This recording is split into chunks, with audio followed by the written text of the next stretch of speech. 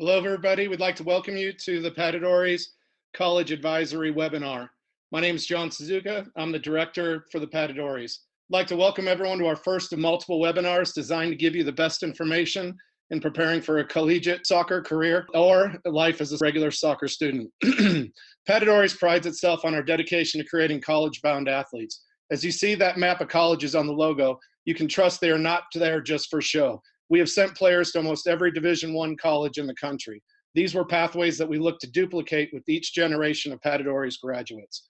In years past, we had various types of college nights. Usually these nights were designed by our directors and coaches. This led to a lot of great soccer information. However, it posed a couple of questions and hurdles.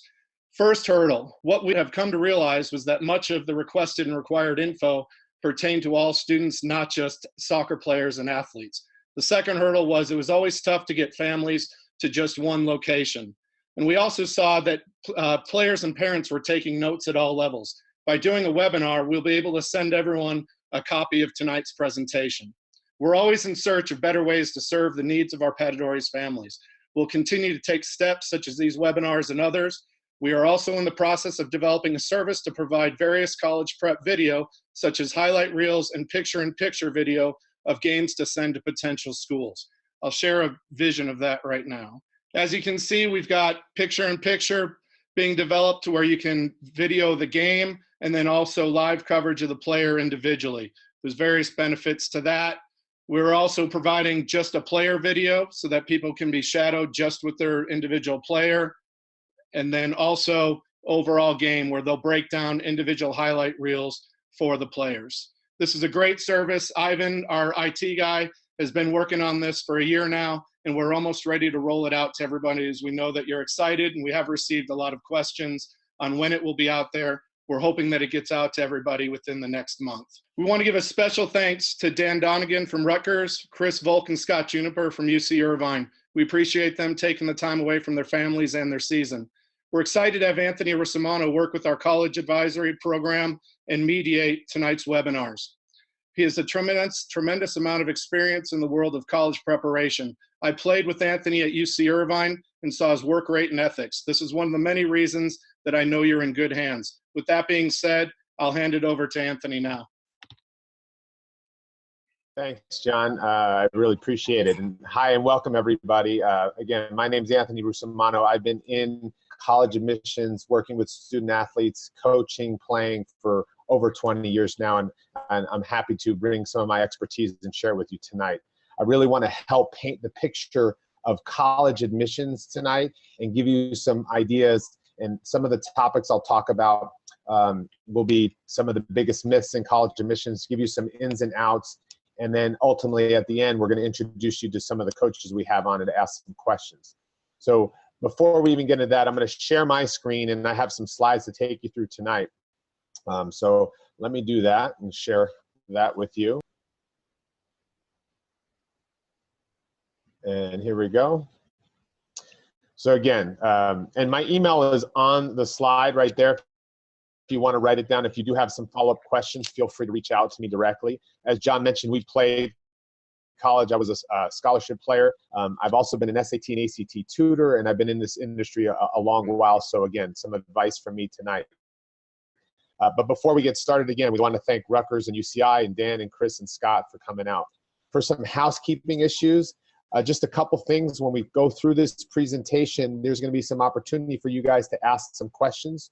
So again, first check your audio settings, make sure that you can hear properly. You can test your speakers, but there's a Q&A area at the top where you can click Q&A and ask some questions. Whether you want to send it anonymously or not, you can. And throughout the presentation tonight, we'll be able to answer some questions. Some will answer right away and live, some will text back, and then some will actually, we might hold off and wait till we're hitting that topic at a later point. So that's probably a really good function for you to use tonight in asking your questions. We've muted everybody so we can actually get through that. If you have a more complicated question, you can chat to us, which is the next function that you have, where you can chat a question directly to either myself or one of the panelists. But if you're asking a question, we'd rather put it in the Q&A because it helps log those questions for us. That's a little housekeeping. The last part of the housekeeping is a polling. And that polling allows us to ask some questions throughout. So I'm actually going to start with the first poll, and we're going to post it up on the screen, and we'd love for you to answer it so we can share results. So I'm going to send my first poll out there. John, if you can give me control, I don't know if you did that, or submit that first poll. Perfect. Okay, so here's my first poll that I'm going to launch for you guys. And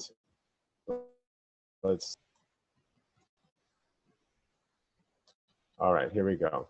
So if you guys can quickly answer this question, I'll give you a few seconds there, and just basically what year in high school you are. We just want to get a sense of who's in the session tonight, freshmen, sophomore, juniors, and seniors, as well as, do you just have some general fear or anxiety about the college admissions process, or just getting into a good college? Okay, I'll give you a few more.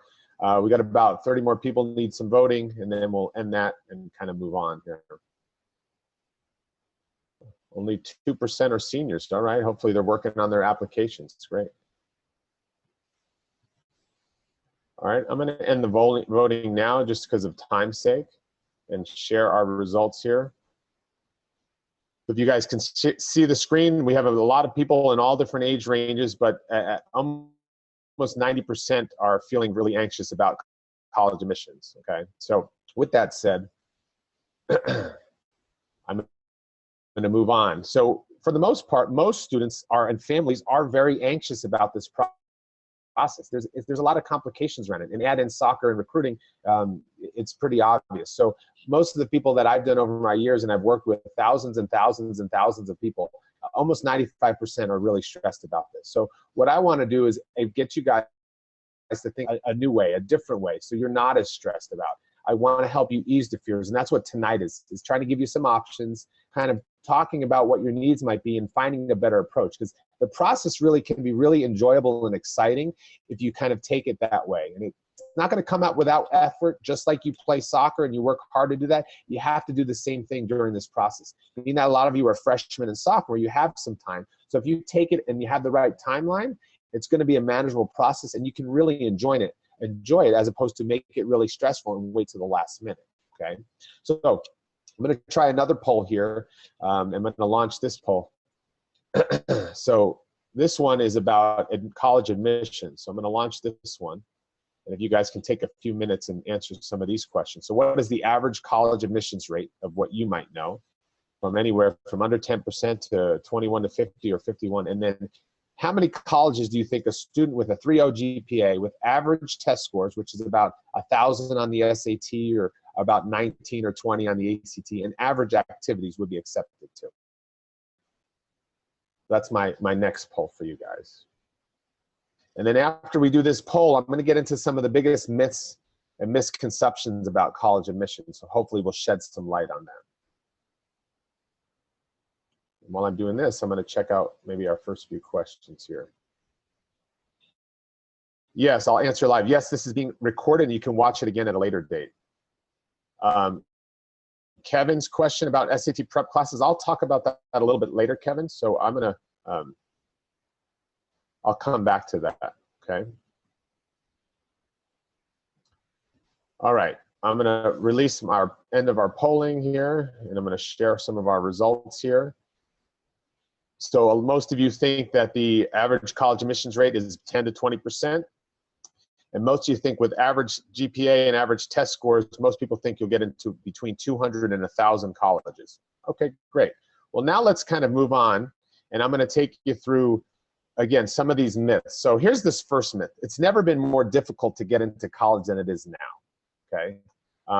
And I do a lot of these, and I hear a lot of things about college admissions. So let me just give you some overview. First of all, this year, 2016, the rates dropped as low as under 5% for some schools, okay? The student counselor ratio in the country is nearly 500 to 1. In California, it's the worst at about 1,000 to 1. And most students average about 38 minutes per counselor. Now, I'm not trying to scare you or anything. And by the way, that acceptance rate for the most competitive colleges. And then here's what you have at the UC system. You're going to see that, look at how many people are applying to UCLA and UC San Diego.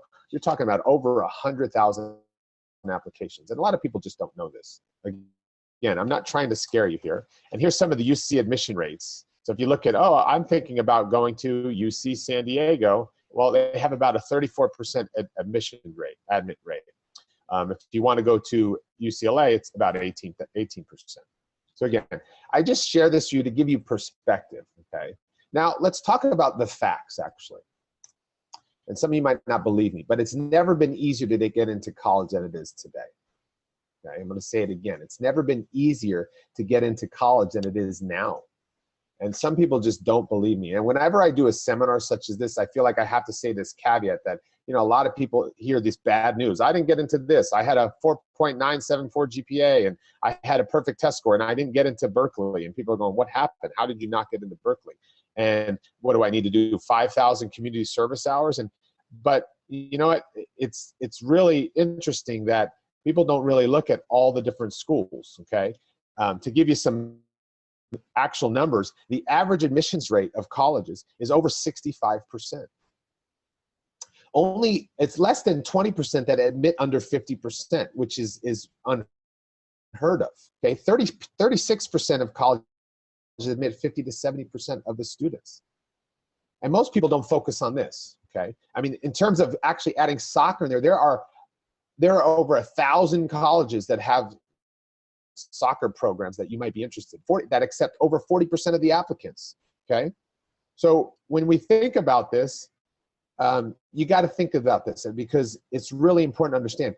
The problem is that the issue that is everybody's in love with the same schools. I want to go to a UC school, or I want to go to San Diego State, or I want to go to, well, there are so many great colleges out there. So what I'm here to tell you guys is the admissions rate are fantastic. There's a lot of great schools out there that you might not know about that you could probably get into, okay? If you have an average GPA, 3.0, if you have average test scores, you can get in over 2,000 colleges in the country with just average, okay? Again, the problem is we all want to go to the same schools. I want to apply to UC Berkeley and UCLA and UC Irvine. Now, I'm not saying don't apply to those, but some kids still apply and they might not even have the numbers or the chance to get in, okay?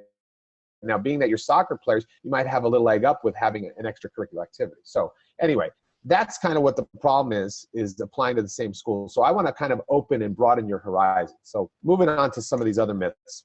Here's another one. If you don't have great grades and high test scores, colleges won't even look at you. And so highly selective admissions are a GPA test score meritocracy, okay? So that's a myth, okay?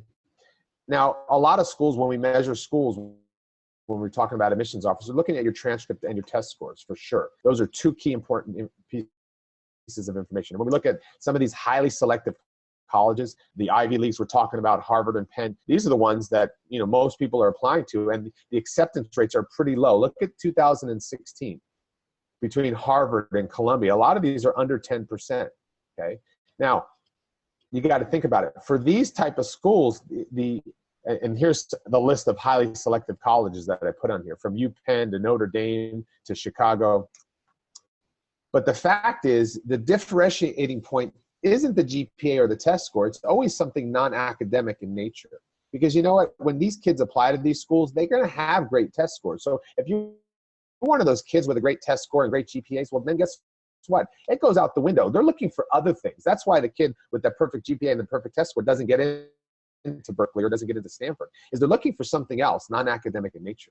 And that's really important, okay? So that's definitely a differentiating point. So when we look at, you know, the whole college application and all the different things that you have academic credentials, you know, test scores in your transcript. You have non-academic stuff, things outside the classroom.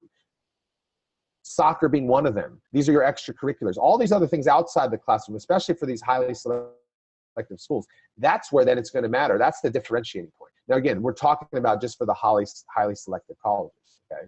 So now I'm just trying to paint this overview. There's so much more to it, okay? But again, I want to paint this picture for you to know that there's a lot of good schools you can get into. It doesn't have to be one of the top 30 schools, and you can still go to college and get in, okay?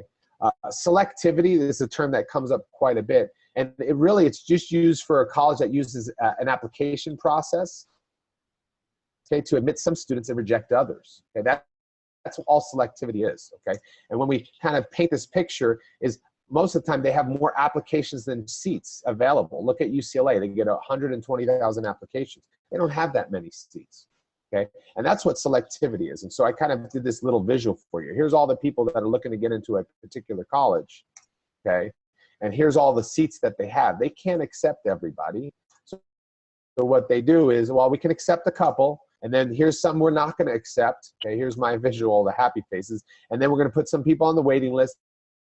Then we're gonna fill our seats, and then we're not gonna accept anyone. That's kind of what selectivity is. Now, a school like Princeton or Harvard, the selectivity is very highly selective because they have very few seats and they get so many applications, okay? That's why you see at UCLA, it's about an 18%. Here's some of the Cal states to just give you a sense. You'll have some as high as 70%. I didn't list all these schools, but a school like Cal State LA, which is nearly 70%, or Bakersfield, and San Diego State, which is in the 30%, because they get a lot more applications and they could be more selective.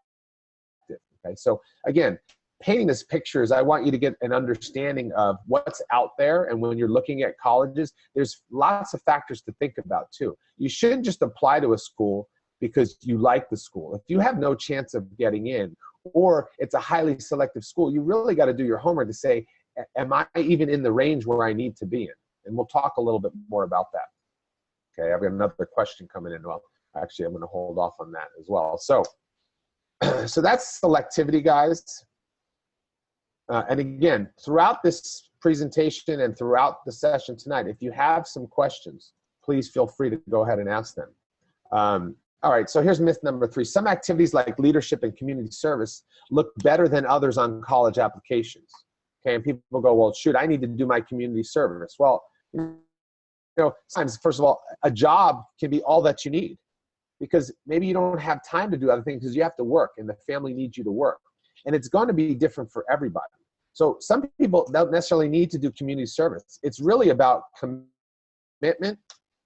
It's about your passion, and it's about quality over quantity. So when I say quality over quantity, it's, when I was in high school, I was like, let me join every single thing that I can, because I was looking for quantity as opposed to showing commitment and leadership in that. So colleges are looking for leadership and experiences that demonstrate your commitment, your maturity, and, as I said, your leadership, okay? And soccer can do that for you. It shows your commitment. It shows your passion. So it's a great thing that you guys do something like the Pats. And that's going to take you a long application process, okay? Don't think you have to get a job or do community service or do more leadership stuff if you can't fit it in. I work with a lot of student athletes, and they go, well, I need to do some community. Well, if you can't fit it in and you try to do that, and then your soccer goes to doesn't do as well, or your grades don't do as well, then you're only shooting yourself in the foot, okay? So instead of joining so many different clubs and different activities, find a couple that you can commit and be passionate about. You can have more than soccer. You might play an instrument or something, okay? So again, something to think about.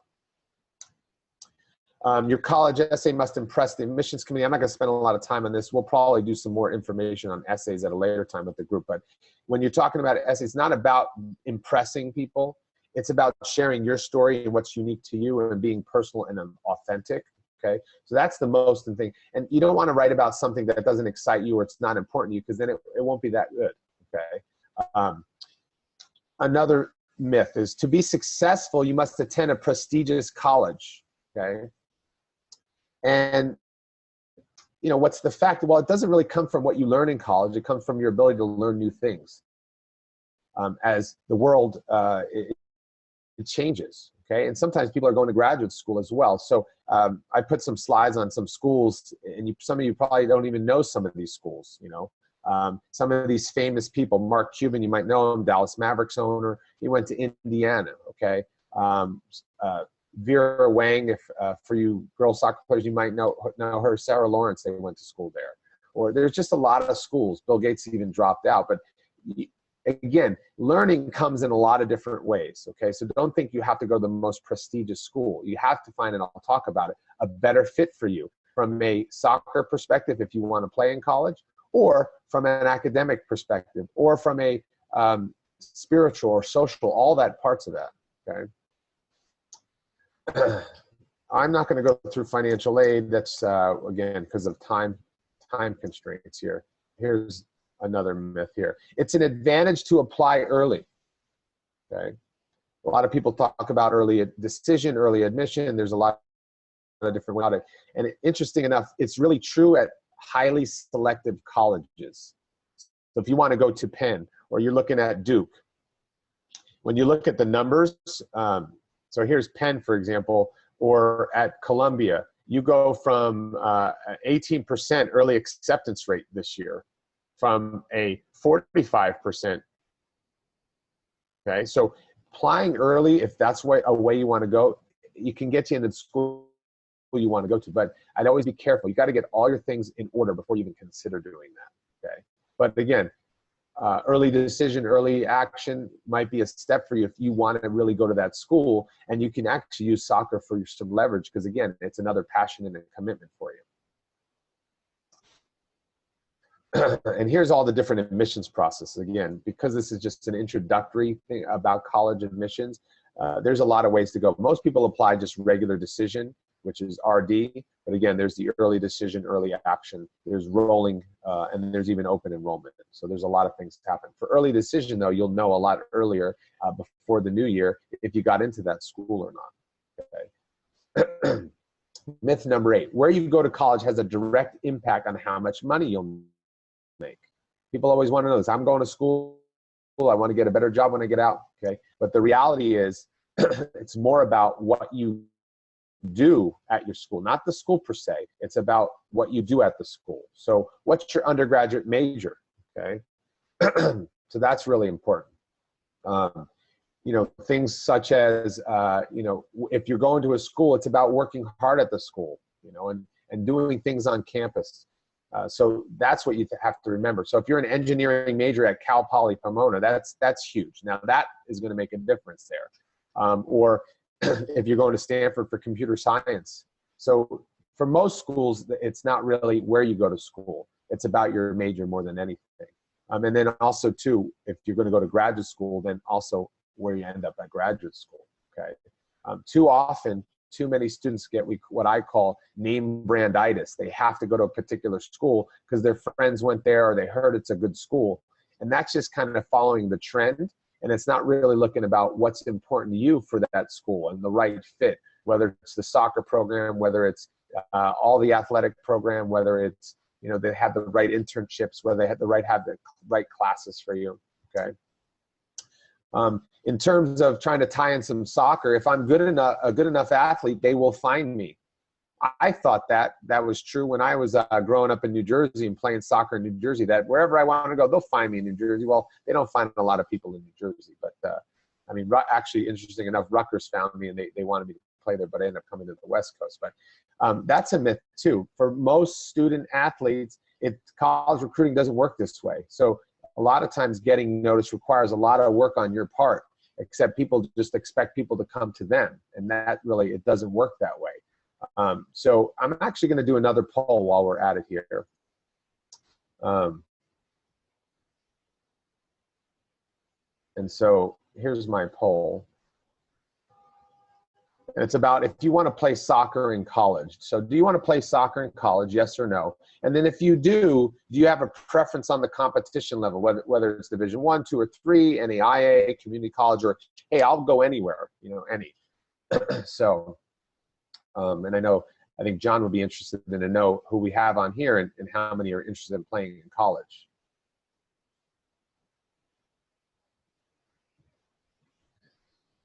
All right. I'm gonna, we keep going.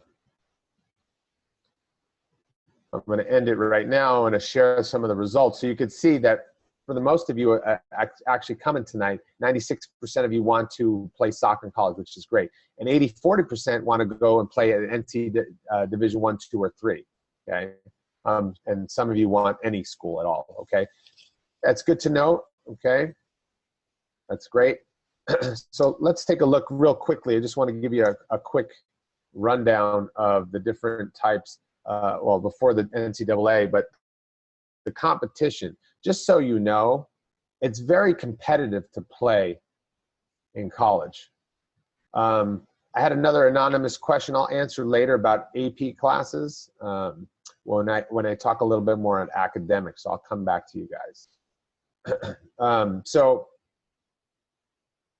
Somebody also asked, what's NAIA? And I'll get there, Kyle, no problem. But it's really competitive to play a college sport, okay? 6.5% of all high school athletes get a chance to play, and 2% move to professional sports from that college, okay? So it's a very, very small window. In terms of soccer, I got some numbers here. For men's, it's 5.7% for to play NCAA Division 1, 2, or 3, and it's 7% for the women. If you want to play Division 1, it's 1.4% for the men's, Division 1 or 2, and for women, Division 1 is 2.4%. So everybody that said they want to play Division 1, 2, or 3, if you just want a Division 1 or 2 and you're a boy or man, it's 1.4%. That's not a high percentage.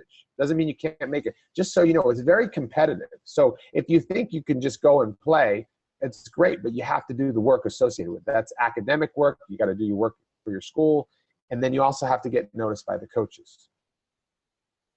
Kyle, you asked what NAIA is. It's the National Association of Intercollegiate Athletics. Okay, so we have the ones locally by you, probably like Vanguard University. There's about 280 schools. You can get money to play for there, okay? NCAA, and I mean, this is a whole nother session too. Division 1 and 2 provide the scholarships. Division 3 doesn't, but Division 3 will provide you with some financial aid or some other type of merit-based scholarships that they'll find a way to get you some money if they really want you there. And then there's the community colleges. So there's a lot of different divisions. I know at Division 1, when I played at UCI, we would play some Division 3 schools that would either beat us sometimes. That it doesn't mean that they're always better because they're Division 1. Okay, the way it works there, the way the divisions work there, it also depends on how many student athletes there are, the conferences, the money they have. There's a lot of different things that go up that puts you in Division 1 or 2 or 3.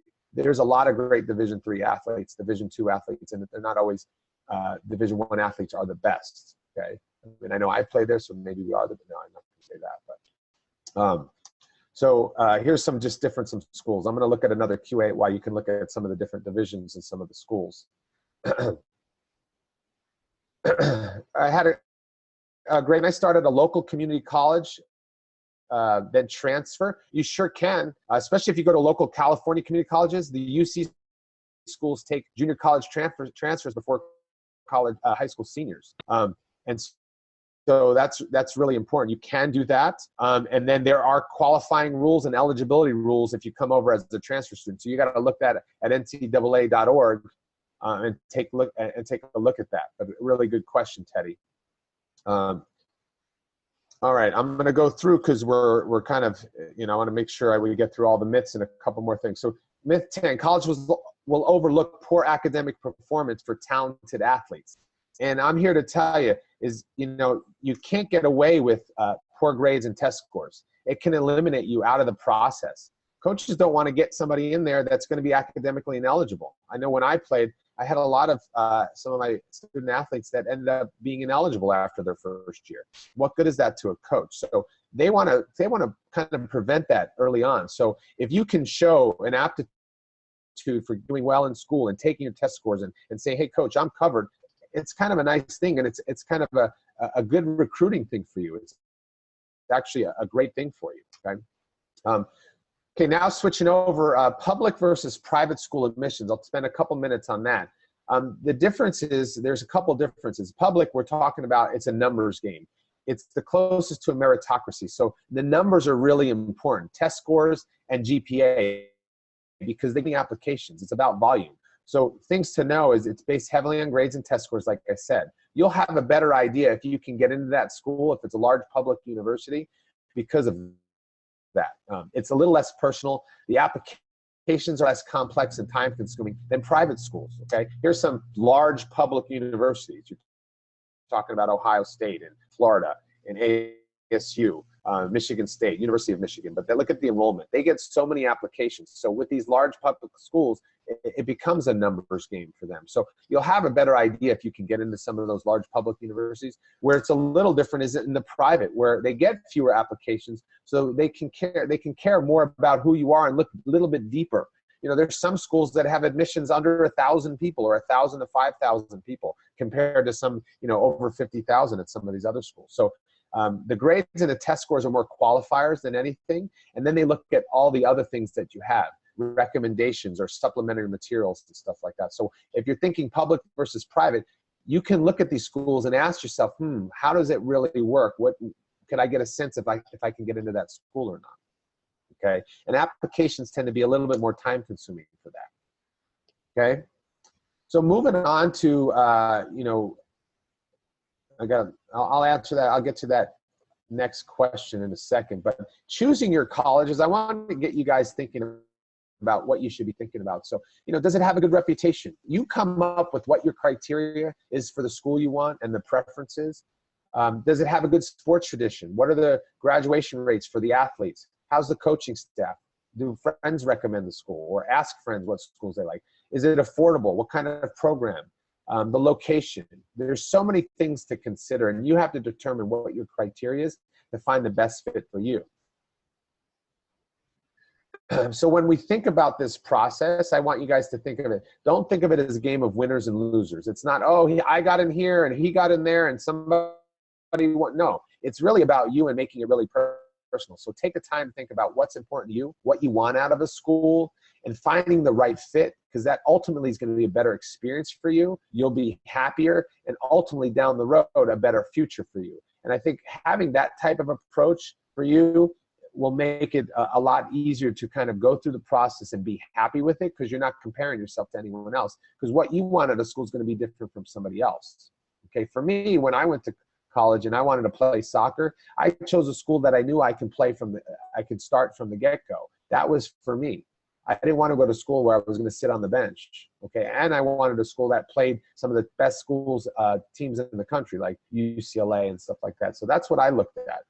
From soccer, but I also looked academically. What kind of programs did they have in psychology and things like that? Okay, so when you explore, you understand there's a lot of great colleges out there, and there's a lot of colleges that don't know about you that would love to know about you, and they would love to have you as a student. There's a lot of schools outside of California that love California students. Okay, that's really can help you explore colleges. Because of time, I'm going to skip some of these exercises I have. That might be for another time. And what I wanted to talk about is just soccer in general, and then choosing classes. I wanted to answer some of the questions that came up. So in terms of choosing your classes, it's really about taking challenging courses. And somebody asked, how many AP classes should I take? Really, what my answer to that is, well, depending on where you want to go to school, some might want more than others, but really it's about a balanced program for you. If you're taking too many and you're getting poor grades, it's not going to help you. If you can't handle soccer and AP classes, well, then you have to find the right balance. So it's going to be different for everybody, but in order to keep your options open, you need to make sure you're taking the core courses if you want to play NCAA, and there's specific courses you need to take and how many years you need to take them. And for school specific, like for the UC schools, something like visual and performing arts you need to take as well. So in terms of courses you have to take AP into account as well. But what's a balanced curriculum look like for you? And if you want to go to highly selective colleges, you need to take some APs, but you can take the ones you want, provided you challenge yourself in a lot of different areas. Okay. Declan, I'll get back because you're asking more of a recruiting questions. That I'll ask one of the coaches when we get to them, okay? All right, taking soccer into account, guys, they do an academic ranking. I'm not gonna go into that, but the personal ranking is, they look a lot of, especially private schools, will look at personal ranking. They'll give you a personal ranking. And if you're, for example, if you're playing regional and statewide recognition for soccer, or you're gonna play for the Olympics and stuff, they're gonna give you really high rankings, okay? If you're really committed to something like this, it's really going to help you. So they give you a personal ranking. So your commitment to soccer and what you do at the Pats is going to go a really long way. So I really use that and highlight that so much.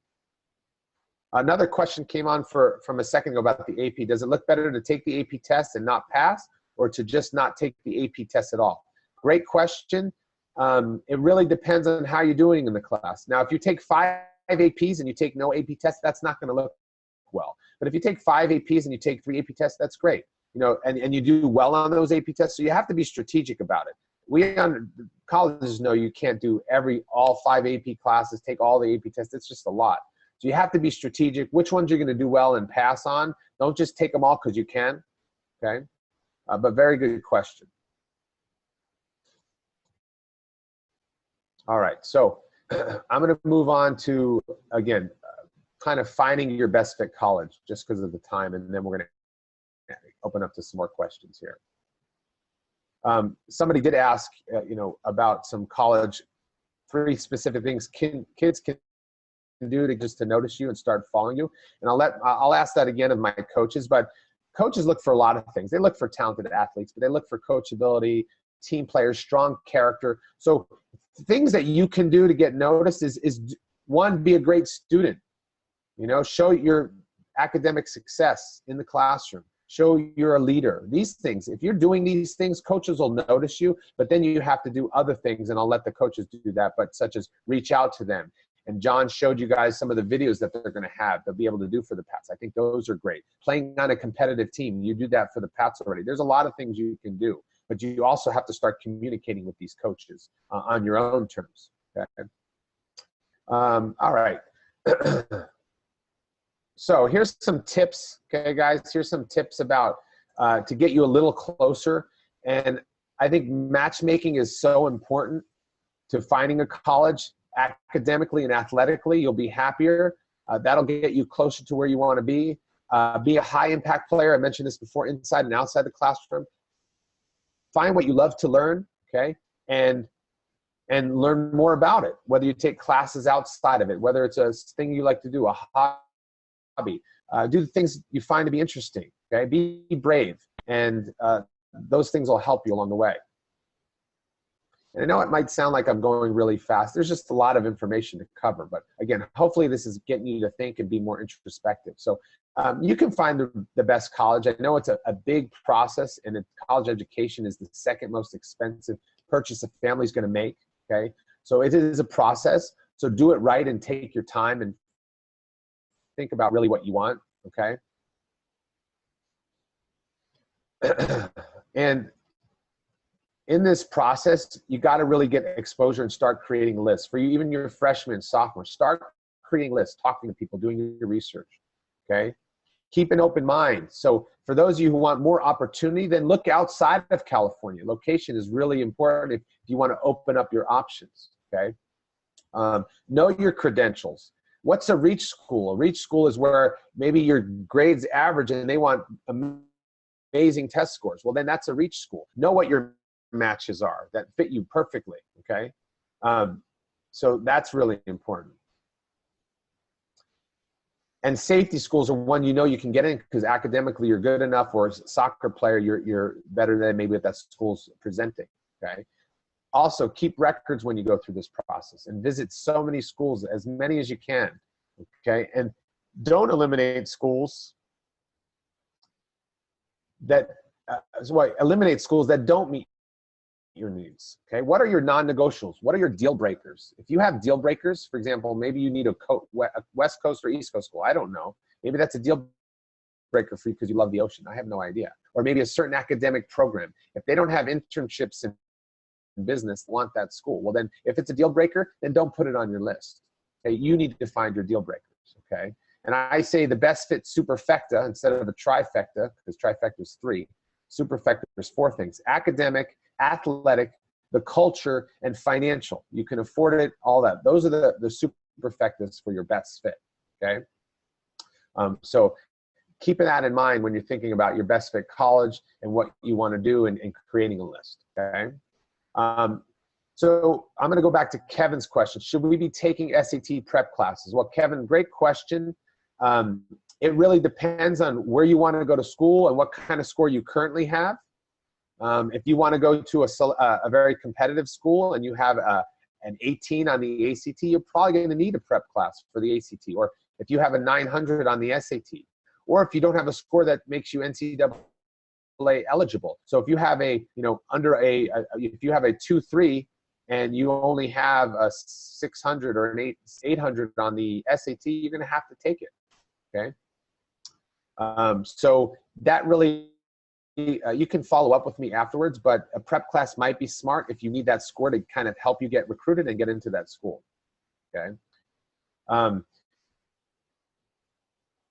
right, so when you make your college list, I kind of mentioned this, some of the mistakes and the common mistakes a lot of student athletes make is they think Division I or bust, okay?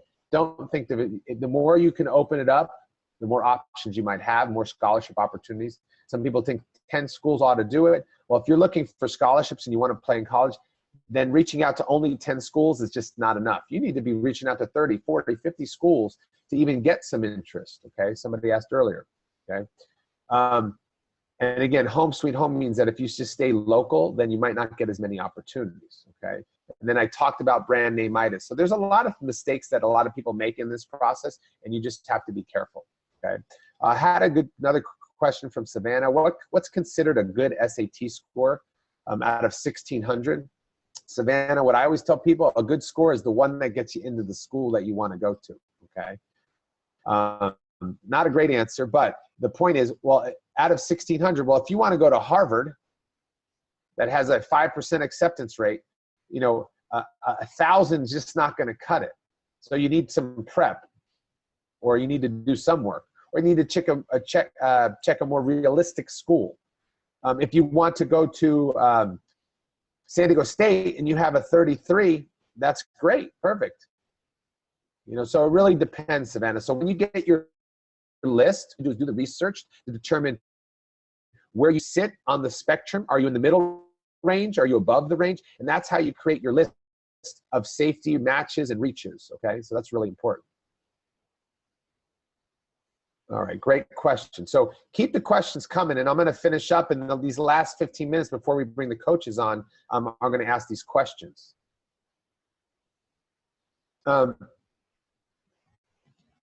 When visiting colleges, what's the best way to contact them? Well, you can call the admissions office, you can email them, and they have tours. They have you can talk to the coaches if you're a junior right now, and you can talk about a tour, and they might help set one up for you.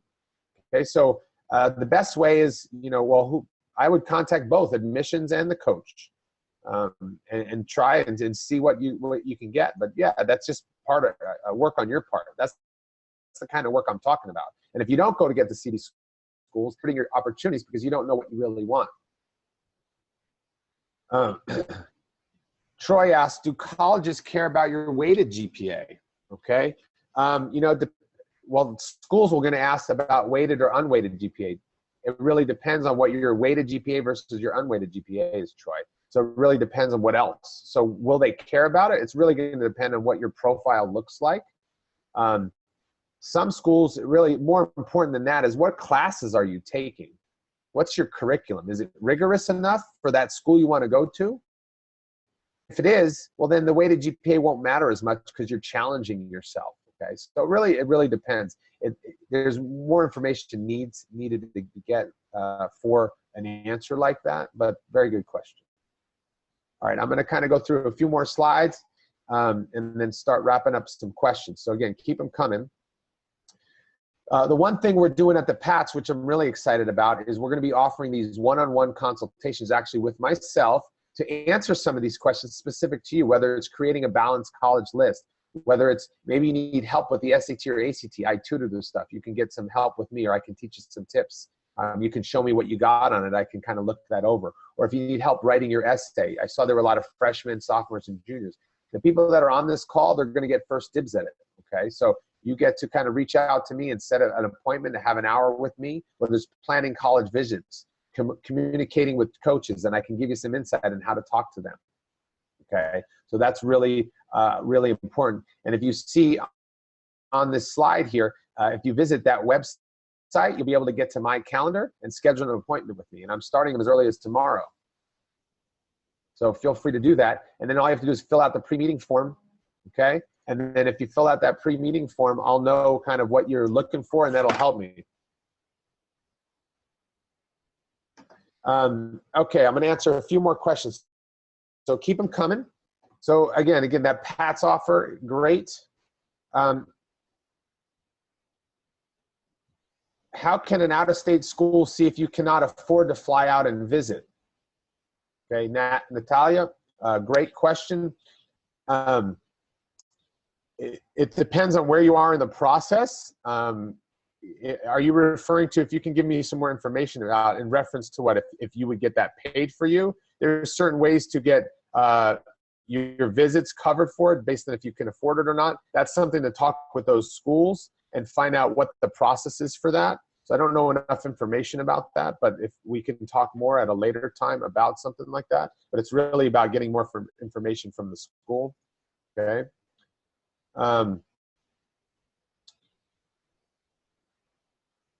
Okay, do you have form letters we can send to coaches? John asking, I have some stuff that are typical letters you can write, or what should go in a letter. So yeah, you can meet with me and we can talk about that. I can give you some templates of that. And by the way, the hour with me is covered by the PATS. It's not going to cost you anything. So understand that the PATS is covering all that for you guys, which is a great service for them.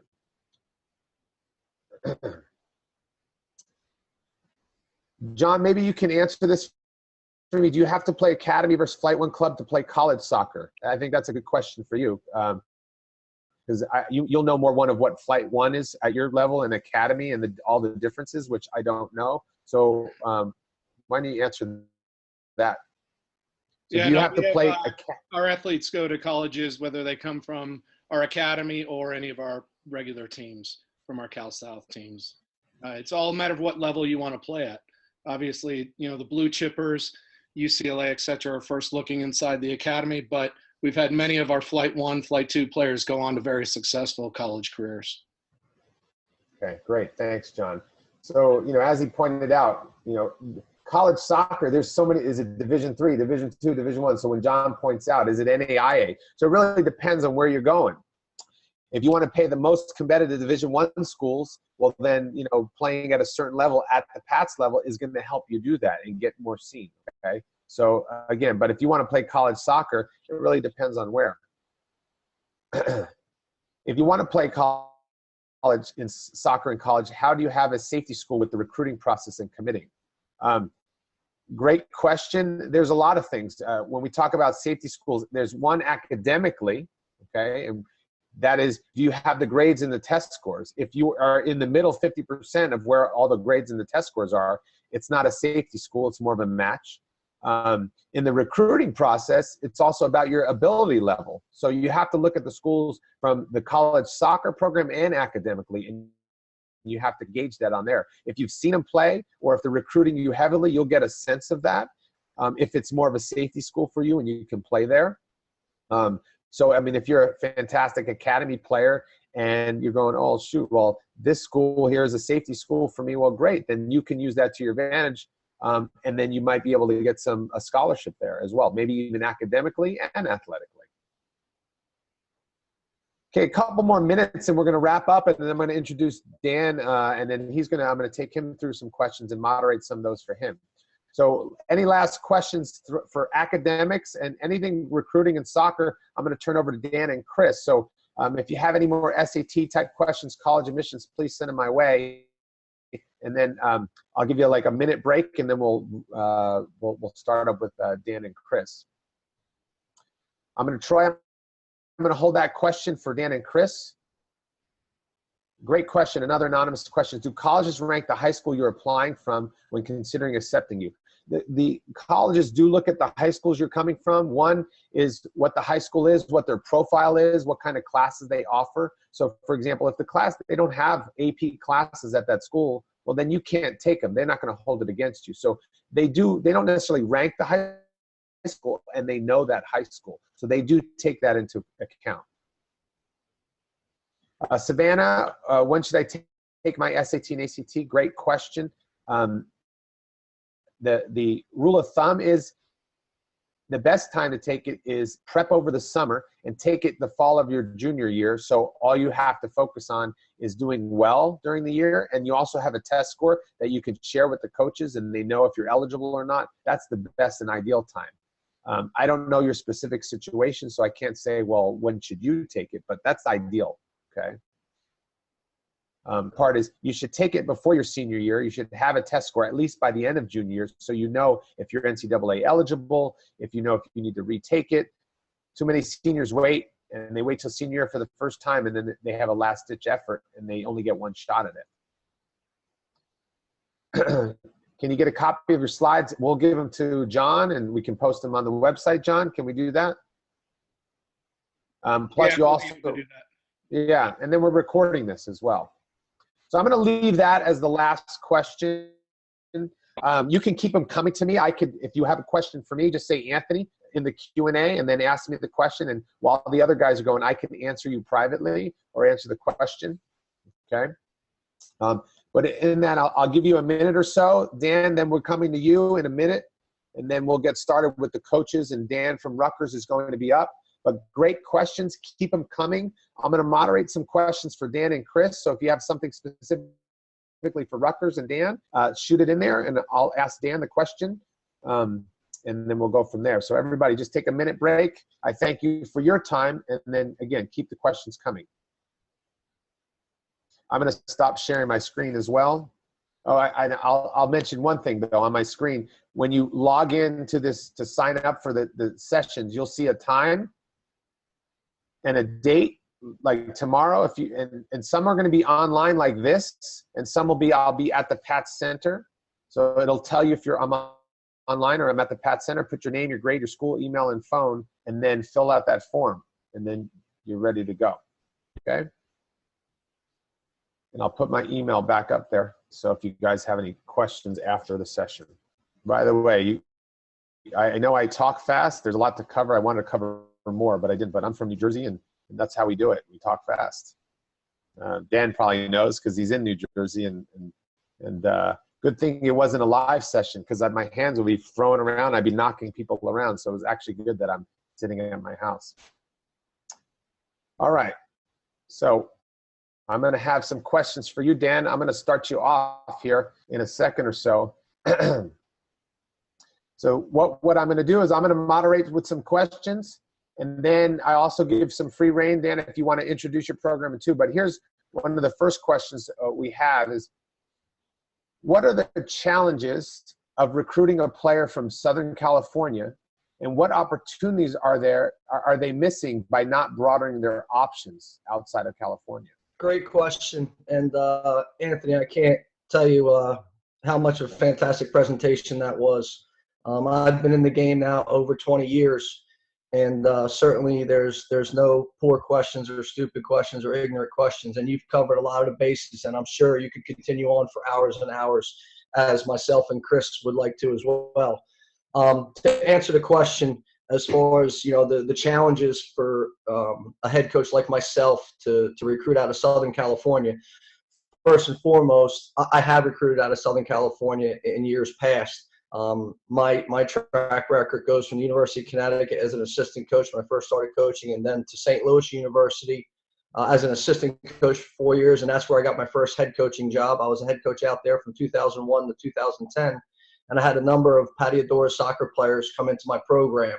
It was just much more feasible for me being in the Midwest at a private Midwest Jesuit institution that was able to attract some of the best student athletes the country had to offer. And certainly, I will credit John and the rest of the staff at the Padiadoras for building a great tradition and history with the Padiadoras Soccer Club. You had alluded to it in your earlier presentation about the fact credibility and reputation goes a long way with us as head coaches. And, we care a lot about the kids that we bring into our programs because it's a direct reflection of who we are. And just like anybody in the real world, we get evaluated and assessed every semester, every year on the kids that we bring in. And we want kids of character, kids that are good students, kids that are well diversified, well-rounded, and obviously that can get the job done on the field. And we know, based on our past and the history of the players that have come out of the Padiadoras, as John alluded to earlier, you guys have been sending players to the best programs in the entire country for many, many years. So it'd be naive for us to not try to get our hands in the mix to continue to draw some of those Southern California kids.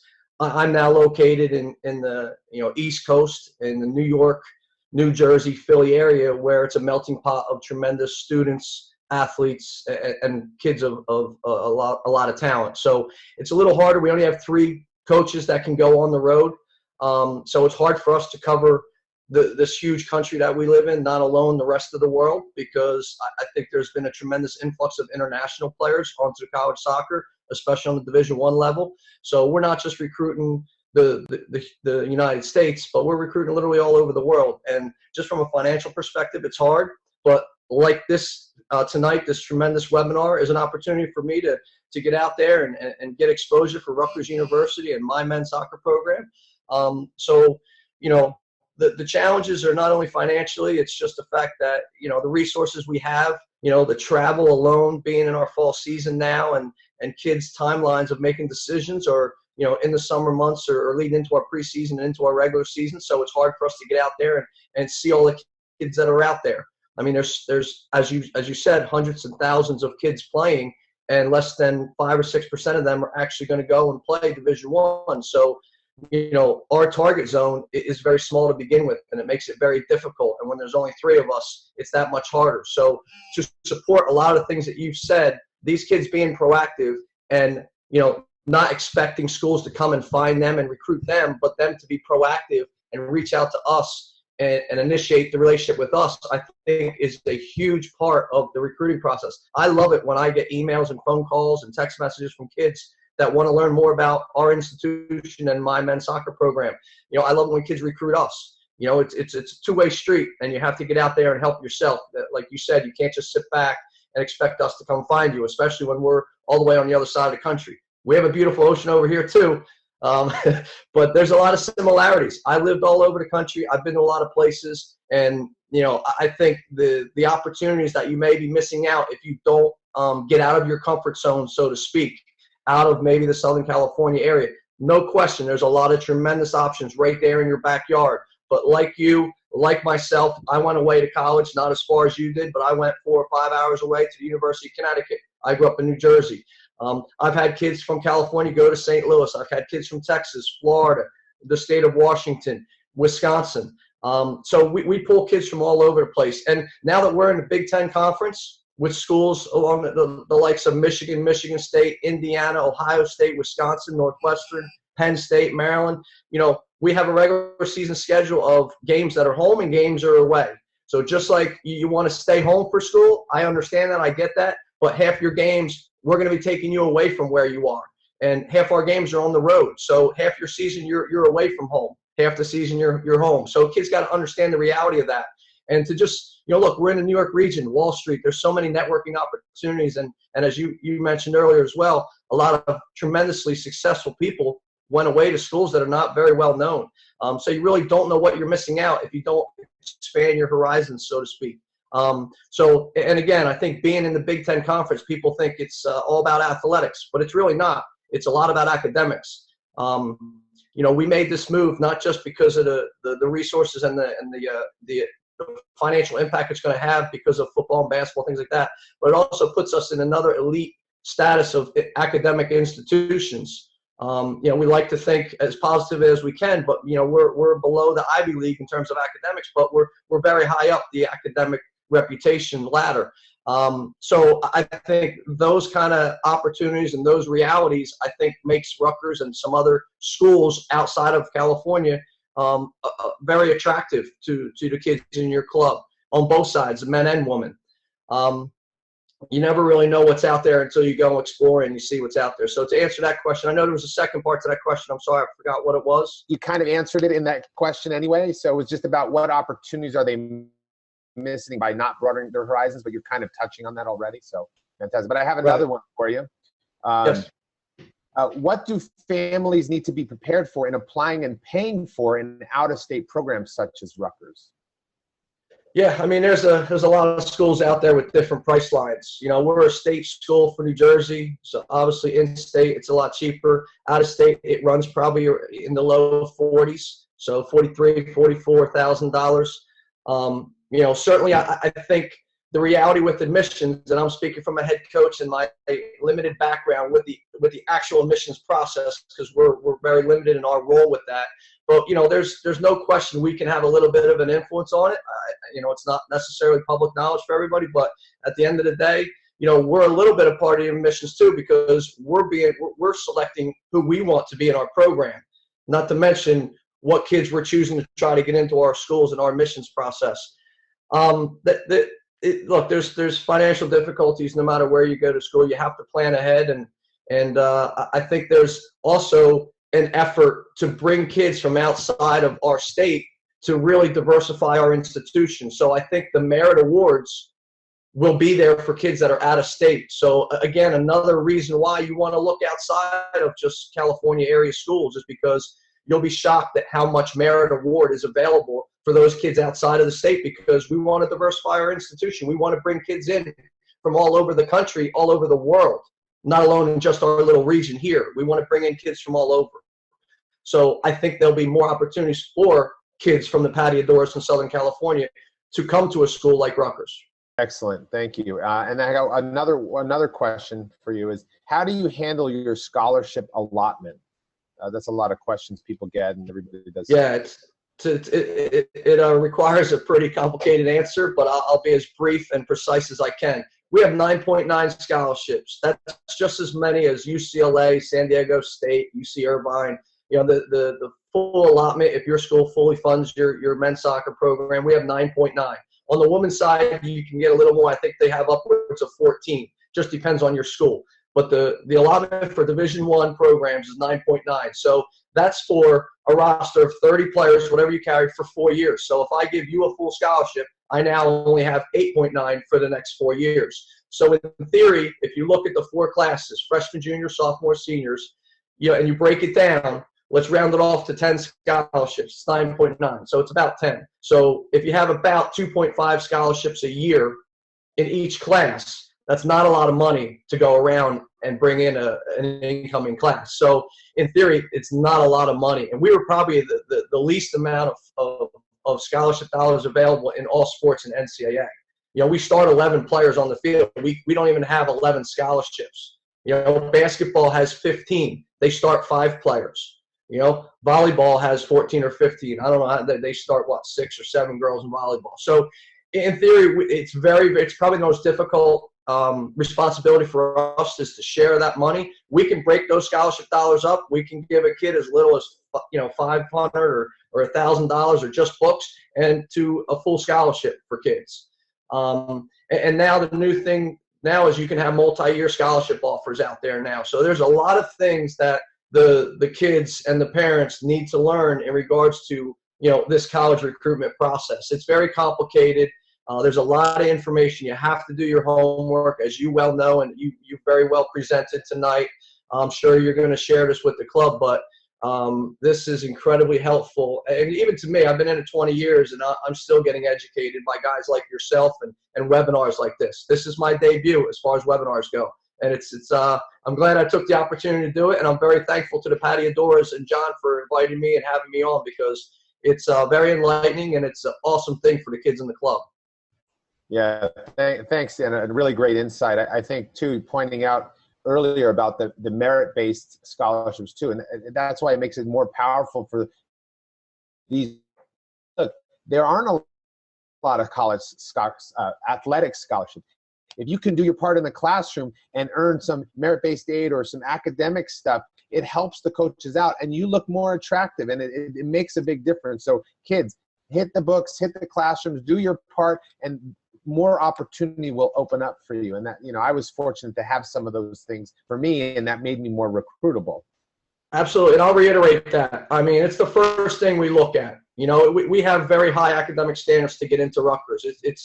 You need in the low 30s on the SAT. You need, probably at least 500, if not 600 in each subject area on the SATs. You need a 3.3, 3.4 GPA. So the standards are very, very hard. That's not to say that kids below that standard don't get into Rutgers. Some do. But it is very difficult. And as a coach, when we go to the sideline and we look at all these player profile booklets and stuff, the first thing a lot of these guys do, my colleagues, head coaches around the country, is they look at the GPA, they look at the test scores, because that's going to eliminate kids right away. So we're not going to waste our time watching this kid who's got like a 2.3 or a 2.7, because there's better kids that are out there. So you're going to eliminate yourself real fast if you're not doing as well as you can. You don't have to be a straight A student. Not all of us are capable of that. I certainly wasn't. However, you do need to make the efforts to build that academic profile as high as you can get it, to give yourself a chance and to get that exposure we all want. Great. And we actually had another question on one of your comments about the multi-year. They wanted you to explain a little bit more about the multi-year scholarship. Yeah, so legislation changes every year, and I don't know if it was a year ago or 2 years ago, but basically now, if I'm recruiting you, Anthony, and I offer you $10,000, I can put down on the national letter of intent, or the Big Ten tender is what we call it in our conference, that the amount of money I'm giving you each year for four years, and even there's a potential fifth year. So again, that's something just to inquire about for kids and parents out there, is to know the difference between just having an offer of scholarship as opposed to the multi-year offer. And maybe Chris can elaborate a little more on it. There's so many rules and things that we have to know and follow that we forget some of them, but the multi-year scholarship offer is new in college athletics now. But it's something, certainly me as a parent, my kids are not ready to go to college yet. They're still very young, but that's something that I would certainly want to be aware of and learn. It just protects people financially, right? In case, look, every program is going to be different. If a kid comes in, gets hurt, we're not going to cut his scholarship, right? He's going to have a medical hardship, whatever. But those are questions that you need to ask.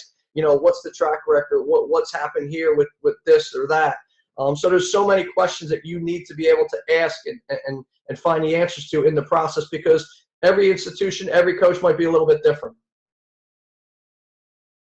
Great, Dan. Thanks so much. We're going to turn it over to Chris now. Chris, you want to unmute, and I'm going to ask you your first question. And again, you can keep the questions coming in, and then after Chris goes, we'll also open it up for some more questions there. But these are some great questions. Thanks, everybody. Keep them coming. So, Chris, your first question is, just in general, maybe some differences between a UC and a Cal State school in terms of potentially athletically or academically that you can make people aware about. Yeah, well, thanks again, the invitation for being on the panel tonight, to John and yourself. And, obviously proximity-wise, we're right here in the backyard of the Pats. So, nice to have this opportunity to be in front of your viewership. So, the UCs, we regard the UC system as the Ivy League of the West, and our academic standards are extremely high as well. One of your slides, you saw how many applicants there are for all the UC campuses. So, and being a public institution, we have to justify every applicant that comes through with that general applicant pool. So, like Dan said, you do get your few exceptions, but our academic standards are very high from a GPA as well as a test score. There are probably double the amount of the Cal States as there are UCs. So there's maybe more opportunities there. And UCs in Cal State, it runs the whole range, Division I, Division II, Division III. So, as you're going through the process, you want to find first and foremost, is something that's a good educational fit. Secondly is the participation, Division I, Division II, Division III within those respective UCs and Cal States. If you're looking beyond that, NAIA junior college is fine. And the last thing is location. Like Dan said, there's United States is bordered by two good oceans. So if you want to be close to the ocean, that's one thing. But you're not always going to be in the classroom, and you're not always going to be on the soccer field. So you want to be happy in the environment that you're in outside of those two elements. Thanks, Chris. Great answer. Here's another question. This just came in too from Troy. Is it valuable to pay or attend an ID camp you have been invited to? I know you run camps and stuff. Sure. Yeah, I would think most college coaches would agree that the ID camps are a great opportunity to get prospective student athlete on campus. It allows the prospective student athlete to interact with the coach, and the coach to interact with that prospective student athlete.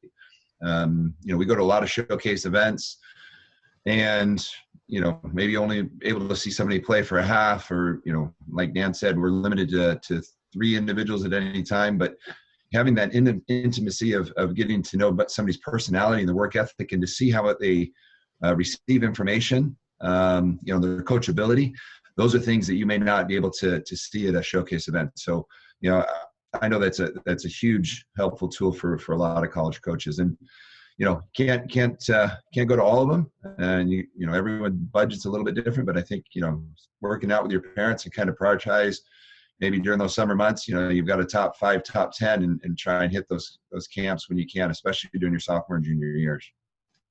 Great. And again, everybody listening too, I mean, Chris pointed out too, making the list, you can't just go in blindly. Making a list and prioritizing is so important. You guys have to do that so you can make those plans and know what you need to do. I have another question for you too. What advice would you give someone who's maybe, especially for UCI, which is really good academically, if they're short in their academics, whether it be, maybe some of the GPA is lower than anticipated or their test score is lower? Do you have any just quick advice that you can give someone who's kind of, when they're looking at that at a school like UCI? Well, yeah, and I would say it's true for any respective college that you're looking at. But go and speak with your counselor. But what's important with your counselor is that you let them know that you want to be a prospective student athlete. Often the counselors at the schools are dealing with hundreds of students, and their job is to make sure you graduate. But the other side of it is becoming NCAA eligible, and through the NCAA eligibility center. And making sure you're on track, not just to graduate, but to meet all those core course requirements. And Anthony, you mentioned earlier, one of the things that sometimes falls between the cracks is that visual performing arts class, which is a requirement for all the UCs, but isn't a requirement for eligibility for the NCAA. So there's admissibility and there's eligibility. Make sure that you have both areas covered with your counselor if you're looking to become a prospective student athlete in college. Great. Thanks, Chris. Another quick question directly for you, Chris, just came in. Do you only recruit academy players? And if your child has the grades for UC but are not playing in an academy, is it possible to be recruited by a UC? My philosophy as a coach, there's a lot of talented players everywhere. I know some coaches narrow their scope only to academy. But for us and in the locale that we're in, there's players that are good players at all different levels. And like I said, we're in a region, in Southern California here where there's a lot of talent, and, we're going to look academy, non-academy. The international is appealing now as well. For the UC system, you have in-state and out-of-state.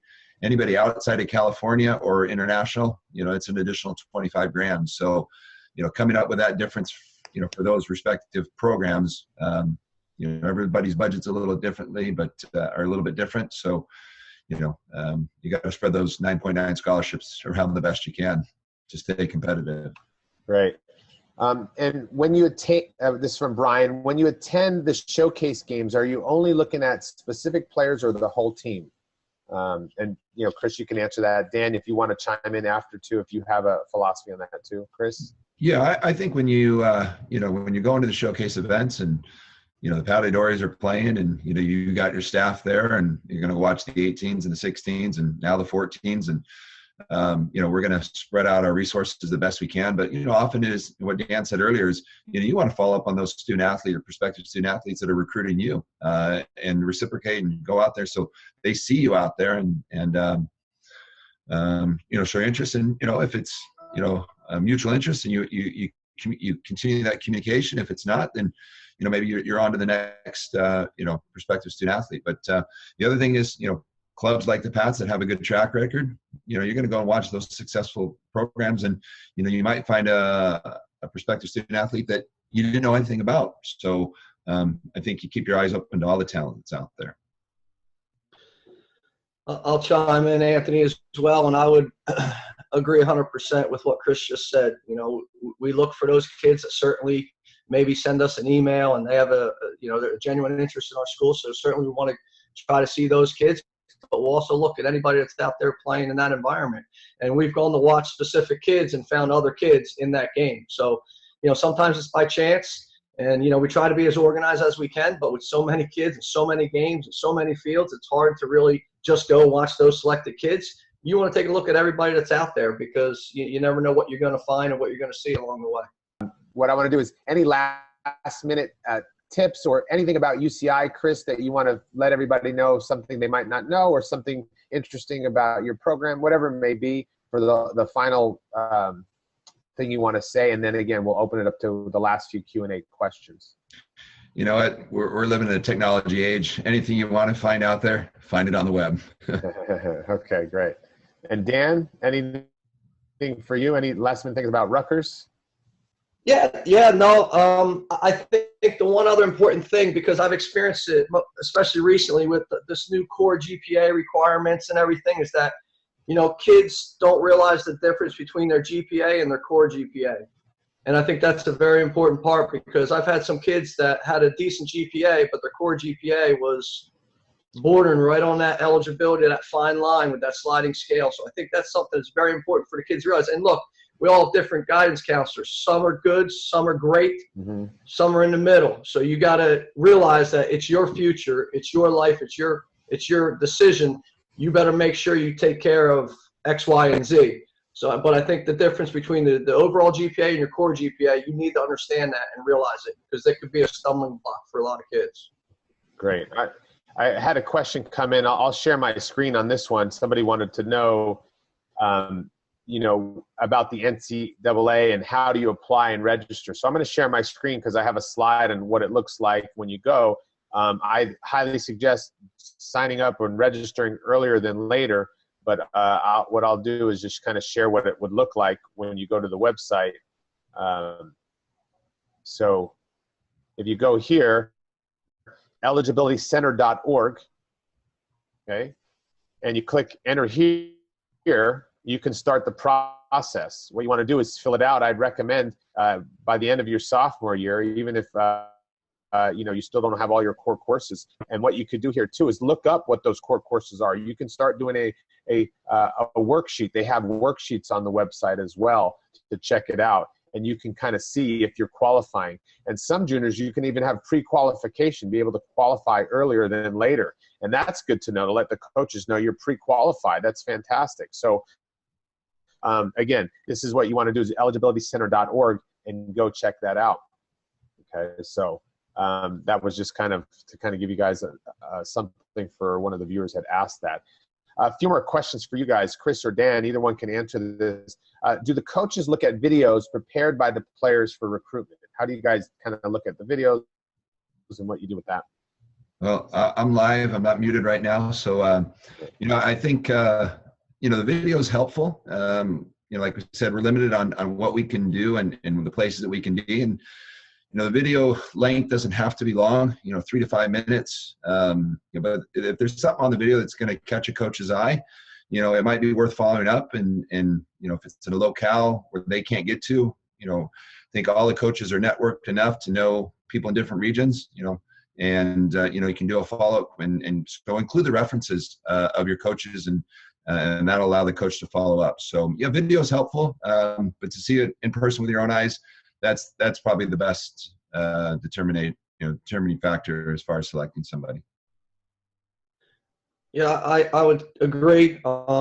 Obviously, yeah, I'm really intrigued with this new video concept that you guys got going with Patty Doors. I think that's going to be fantastic. We've gotten all kinds of different qualities of video with kids. It gives us an initial evaluation, but never would we make a final decision on a kid based off of video. We would always, like Chris, get out there and want to see it in person, live. Videos always can be misleading. Great. And then Troy asked a question. If I contact a coach and ask him to come watch the game, what are the chances of him coming out? And I know there's a lot of factors that are going to go into Troy into the answer, but chances of coming out, or what factors would you make you want to go out and see the kid? You know, maybe you saw the video and then now you want to go see him play, but chances or factors that would go into that decision. Dan, while you're on. Sure. Yeah, I think it's, you know, the closer the college is, the more realistic, right? If some of those guys are emailing Chris, it's very feasible, I'm sure, that he can get out there, time permitting, schedule permitting. For me, it's obviously going to be much more difficult, but, you know, like I said, and Chris alluded to, is the relationships we have, the reputation that you guys have, and John and the other coaches in the club. You know, it's easy for us to pick up a phone call and just kind of see, how we can see, or maybe the next showcase or tournament or whatever it's going to be that you guys are going to, we can take that opportunity to see those kids that have an interest in our school. Yeah, today's Sunday. Sunday's an off day for us, but all three of our staff are active recruiting today. I was standing in the rain one of our rainy days here in SoCal right before I came in for the webinar. So I was actually looking at a kid a follow-up email. So, recruiting never stops. But, once again, back to you as prospective student athlete is, it's your future, like Dan said, and you've got to be the, proactive and stick with the programs and the schools that you're really interested in. And once you start that communication, it's reciprocal, then there's some genuine interest there and it's worth following up. So. Great.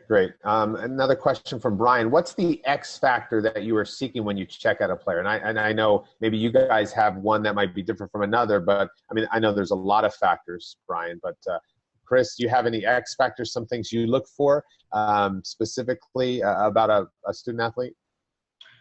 Well, it's some of those intangible things that you don't see, in a resume or in a stat sheet and things like that. And, getting to know that individual and, from a soccer side, that soccer IQ, that speed of play, going and watching them train and seeing what they're at, work ethics like, the leadership component to me is huge. Somebody that's maybe a captain doesn't necessarily have to have a captain's armband, but do they lead?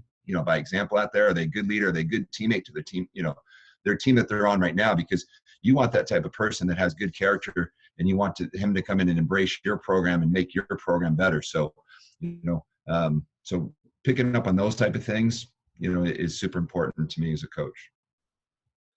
Yeah, I think there's a lot of X factors that we look for. We all want the full package. The ideal kid, the ideal player, the ideal student. And quite honestly, it's really hard to find sometimes. But for me, I'm an older coach now. I've been in it a long time, and maybe before when I was younger and naive, and I just saw the soccer in the kid, and I didn't pay attention to his character, his personality, his motivation, his drive, all the other factors that make a kid very valuable to your program. So we're obviously very honest when we say that. We look at a lot of things off the field, in the classroom and off the field, just who you are as a person. And we can never spend enough time with these kids before we have to make an ultimate decision whether we want to offer them a scholarship or offer them a spot on our teams. Where we're just limited in what we can do in terms of the face time we get to spend with with our prospects, which makes our job very difficult. But that's how important these prospects are to us as coaches and leaders of programs, is that we rely on you guys to do your job for us so we can continue to do our job for you. But that's, a lot of X factors we look for. Great, thanks. Another question from Caroline. How important is club play compared to playing on a high school varsity team? I'll go ahead and answer that. I had this conversation with somebody the other day, and there's a lot of different levels to play the game now, both on the boys' side and the girls' side. Now that there's development academy for the girls, and I think that just comes down to a personal choice. In the environment that the student athlete wants to be in. The coaching environment. There's something to be said about playing for your respective high school. You can still get good coaching there, depending on the program and the locale where you're at, but. That's just a personal decision. And like I said, I recruit players that do academy, don't do academy, play high school, so really that's a personal decision that I think every individual has to make for themselves and their family, what they feel is best suited for them. I'll do my best to talk to both sides, the women's side of it, which I'm not real familiar with, but I do follow our women's program, and our head coach, Mike O'Neill, he runs PDA out of New Jersey on the girls' side, and they're a very, very good club, one of the best in the country. I know, and I looked down his roster, and not all his roster are girls from PDA. He gets girls from all over the place, clubs, academy, high school, varsity high school girls. But again, I can only speak so much to the women's side. On the men's side of it, and Chris said it earlier, is, if a kid is talented and he's got the full package and he's a kid that fits our program and it makes sense academically, socially, athletically. I don't care where the kid plays. And again, there's so many factors, whether it's financial or transportation or whatever it might be. We have kids from all over, you know, New York Red Bull, PDA, Philly Union, Atlanta United, and then I have kids that come out of Washington Soccer Club right here in a neighboring community. So, you know, my roster is made up of kids from all over. You know, in academy, on the men's side, the kids in academy can't play high school. There's a few exceptions for whatever reason, but, you know, we get a wide variety of kids in the academy and kids that are just playing high school or just some random club. I hope that answers her question. Guys, we're wrapping up here. I'm going to ask one more question here. When coaches do go out to watch a potential player, do you let the athlete or coach know you're there? You know, visibility, I think we all kind of stand out when we show up and we're flying our colors from our respective programs. So, but, you know, in advance, you know, that communication process, you know, like I said, I emailed a young man and said, hey, I'll be out at your game this afternoon. So he knew I was coming. As we're sitting here during the webinar, I turned to my left here and checked my email, and he thanked me for coming out tonight. So, you know, that follow-up process is important, and it's all about communication. And once again, having the student athlete involved in that is, you know, super important. I know mom and dad and parents are involved, you know, in some of the decision-making process, especially when it comes down to the financial. But as far as the communication and you know, working with the prospective student athlete that I'm going to have in my program, you know, I want to know that they're self-reliant and can, you know, take care of adult matters like communication, study, and those type of things. So back to the communication, the follow-up. Yeah, it is, you know, it's good to let the student athlete know that you're there and have a follow-up is great. Yeah, I agree. I think it's very important. I mean, I've had some kids and parents, you know, tell me, look, you know, Johnny's playing tomorrow at 4 o'clock in the county final, whatever, but look, don't let him know you're coming because I don't want to be nervous. Well, you know, how's he going to play for me if he's going to be nervous? So I've had both sides of it. And like Chris says, you know, we're pretty noticeable when we're out there in our institution colors and gear and everything, and we're standing on the sideline. It's pretty hard to miss us.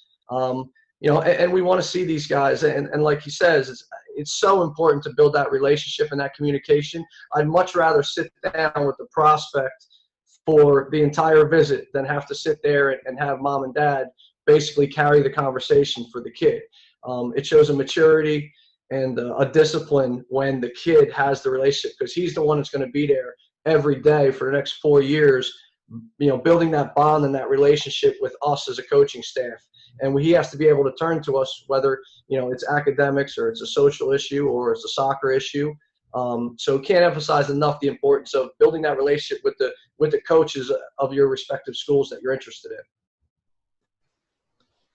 Great. Well, I think we've exhausted all the questions in the Q&A. So we're going to end it there on a good note, a high note. Everybody who was asking questions on the call, fantastic. I thought we could go on for hours. There's so many to be asked. One thing I'll recommend highly is that you go to that website that I showed you, the eligibility website for the NCAA, and download the college-bound student athlete there. It's a guide for that. There were a lot of questions there about recruiting rules, and there's just so many to kind of go over. So I would highly suggest you download that, go to the NCAA website for some more recruiting rules. But other than that, I think everybody did a fantastic job. Dan, Chris, thank you. John, I'll let you wrap it up if you want to wrap it up. And I thank everybody for their time. Yeah, no, thanks to everyone that attended. Anthony, Dan, and Chris, you guys did a great job. It was our first crack at a webinar, and you guys did a great job with this presentation. Hopefully everyone enjoyed it and got a lot of information from it. We'll continue to build on it as we move forward in the future. Players, make sure you guys take advantage of the resources we're trying to provide you, whether it's through webinars like this, PATS TV, or different college aspects we're trying to put out there for you guys. We're doing our best to provide that platform and stepping stone to the next level, so make sure you guys are taking advantage of it. And then in turn, make sure you go out and support the local programs that have taken an interest in your future as well. In this case, Rutgers and UC Irvine. We really thank these guys for taking the time, coming out, putting forth their information and efforts to help give you guys information to get to that next level of college. So thanks again to everybody. We're going to make sure that everyone gets a copy of the presentation.